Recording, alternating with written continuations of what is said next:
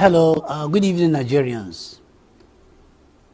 My name is Mahdi Shehu, a Nigerian by birth from Katsina State in a locality called Opasori. This outing and clip is titled Extreme Poverty in Nigeria. Where are the sheikhs, the malams, and the ulamas? I am asking this question because prior to the 2023 general elections, many sheikhs, with few exceptions, many malams, with few exceptions, many ulamas, with few exceptions, were all over. They took over the pulpit of their mosques. They took over the microphones. They were in all media houses, in all public gatherings, promoting the venom of Muslim ticket in wholesale and retail. Why do I say it is a venom?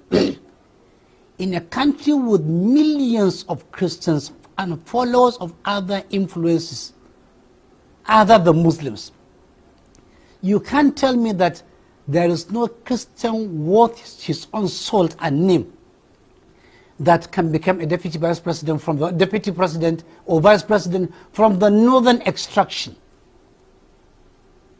That is clearly unthinkable. And they know it is not justifiable. There is no justice, no equity, no fairness in that Muslim ticket.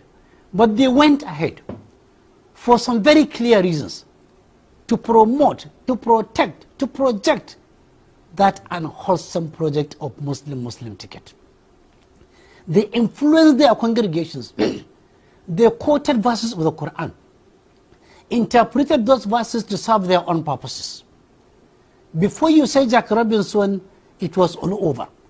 In wholesale and retail, majority of people were convinced that Muslim ticket is justifiable.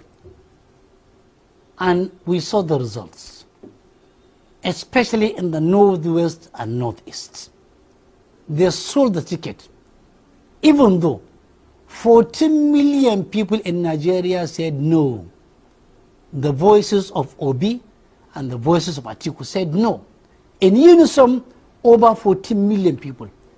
Only 8 million people that are still doubtful bought into the Bobby trap.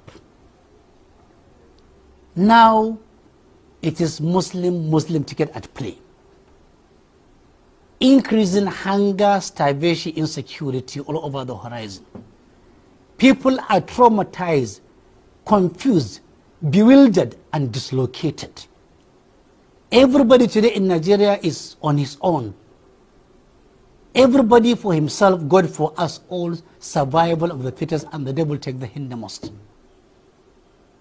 Yet, we are hearing no voices from the ulamas, from the malams, from the sheikhs. It is inordinate silence. We only saw them going to Niger to plead for war not to go on. But before Niger, it has been 8 years of harvest of death under Buhari. Harvest of disease, of delay, of decay, of injustice and forbidding of justice. But they kept quiet. They were comfortable with the difficult heel injury inflicted by Buhari's 8 years of disaster. They were comfortable with the thousands of people being killed and slaughtered all over the country under Buhari. They were okay that people were being kidnapped, maimed, killed, incapacitated, and financially dispossessed. They were okay that farmers were not going to the farm. They never went to Buhari, at least none to us. Now it is the turn of Muslim ticket. They could go to Niger, but we expected them having sold this ticket of Muslim ticket. And with the rise in poverty and disease in the country, unemployment, poverty, declining values. We expected them to have the courage, the guts, the audacity, the wherewithal, and the liver to go and tell Tinubu that we sold you in wholesale and retail, especially to the Muslims. Now the whole of Nigeria, Muslims and Christians, are dying of hunger, of disease. Traders, medium, large scale and lower scale, 80% of them have had their capital decimated on account of your reckless statement on the very first day you were sworn in, where you said no more fuel subsidy. It has decimated 80% of all people with capital. It has increased the number of people who are in abject multidimensional poverty to beyond 134 million to over 200 million. We expected them to tell him pop and play in open space. But mum is the word. Silent is the word. They have gone into inordinate silence, as if they have gone into deep slumber. Why don't they go and do this elementary ethical responsibility? Ulamas, sheikhs, malams, don't forget, if you are looking away now, at a time when the Tinubu's regime is inflicting injury on majority Nigerians and decimating them, if you are looking away because you are comfortable, if you are looking away because you are rich, if you are looking away because you have shelter beautiful and over your head, if you are looking away because of the various automobiles, including bulletproofs at your own possession, if you are looking away because your children go to the best schools, if you are looking away because you can afford health care and food, do know that nothing is permanent. We've seen rich people turning into poor people, healthy people physically incapacitated, knowledgeable people reduced into nothing.